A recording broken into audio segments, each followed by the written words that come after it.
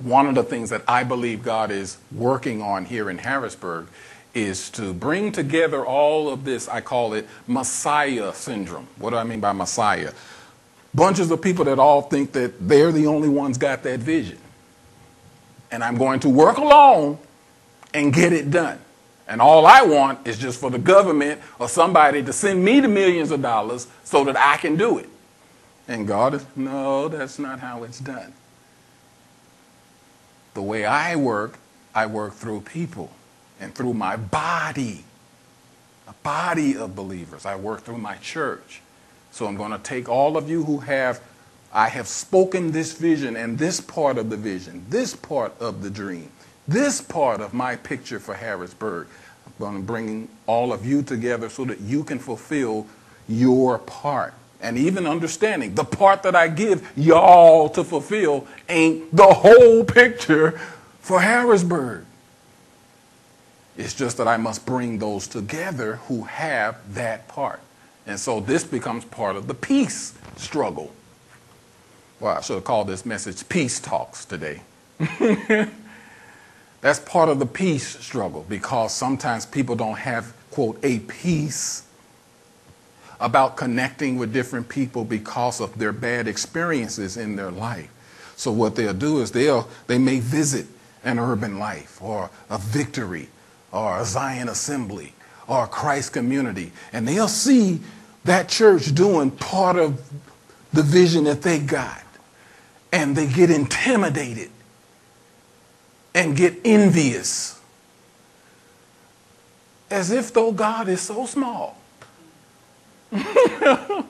If you see somebody doing what God put in your heart to do, don't let that disturb nothing inside of you. That actually should encourage us that this really is God. And could he possibly be telling me to take what he put in me and to join it with this group of people? Because sometimes the peace being disturbed, we think of it as, no, this isn't God. No, what's being disturbed is actually our fears and our concerns, or even our pride. I wanted to be the one to present this great vision to Harrisburg. I didn't want to be we call it the under-rowers. Anybody ever seen the movie Ben-Hur or movies like that, where the guys, the slaves who were rowing the ships underneath them great big ships on the water, and they had a bunch of people in the lower decks who were rowing, chained up together rowing. And so I don't want to be one of those below deck just rowing this ship. I want to be on the top and the captain with my sword out. Charge! I want to be the one. I don't want to be one of the under rowers. Well, I'm not going to get no credit for what I'm doing. Nobody's going to recognize my part. Nobody's going to know that it was actually my idea that started this. But that's what it's going to take for Harrisburg. Somebody's got to be willing to say, I'll just be an under rower, and I'll take and submit the dream, the vision, the thing that God's spoken to my heart, and I'll join it with the others who see this, and we'll just roll together. And it doesn't matter who's up at the helm of the ship. It doesn't matter who, quote, gets the credit.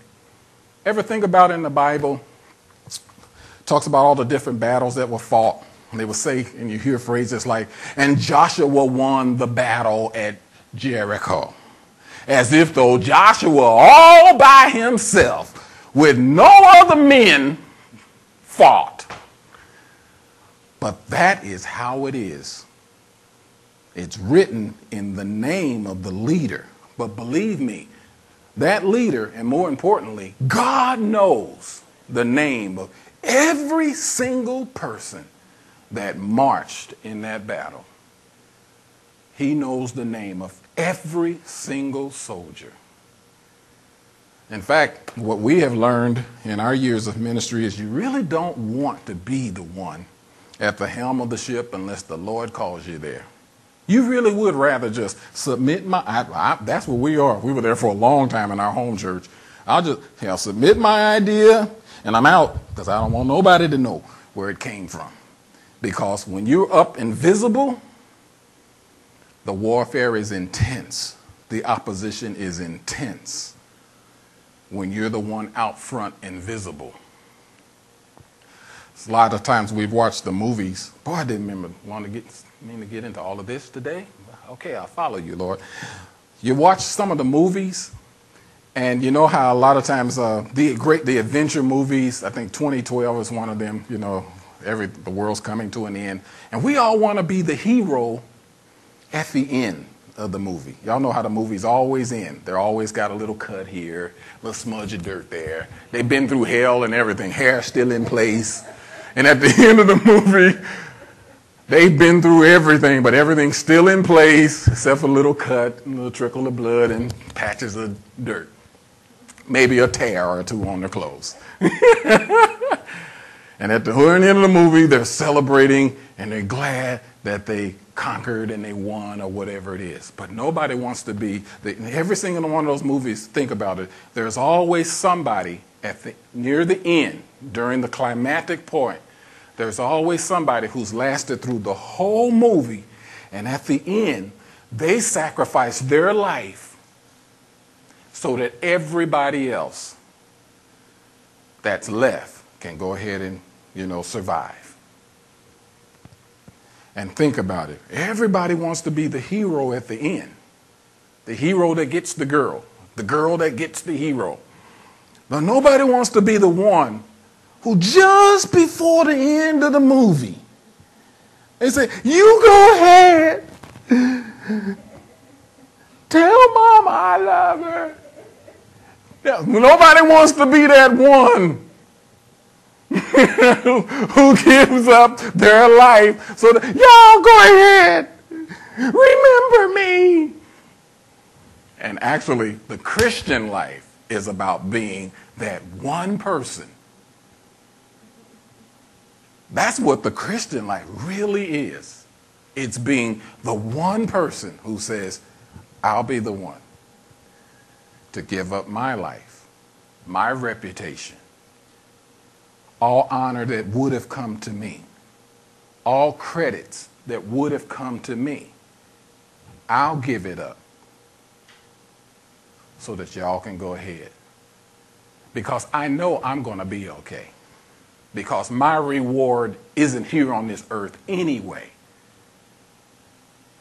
The ultimate for me is not what's going to happen here on the earth anyway. So I'm willing to give it up.